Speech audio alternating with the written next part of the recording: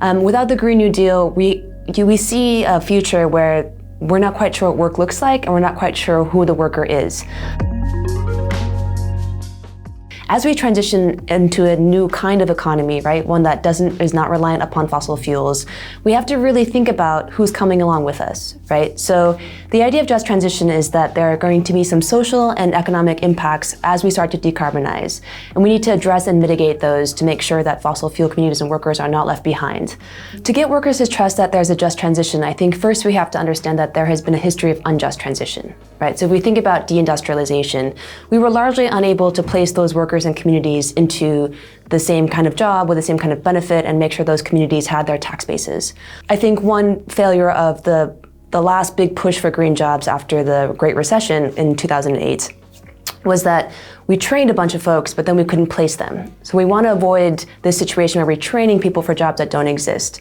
So I think these policies that actually create jobs and create demand for jobs are as important as training workers for new jobs and new skills. The role that federal jobs guarantee can play in a just transition is that it can provide a job for anybody who wants a job, including those that have been displaced from decarbonization.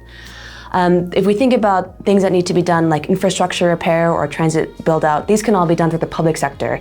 And a federal jobs guarantee could then place workers who are looking for work into work that needs to be done. So infrastructure repair should not be driven by profit. Renewable energy generation should not be driven by profit. And the role for unions is really central to the Green New Deal. We know that unionization is tied with better living standards, a bigger middle class. And then when we think about, again, the need to create good jobs, union jobs are good jobs.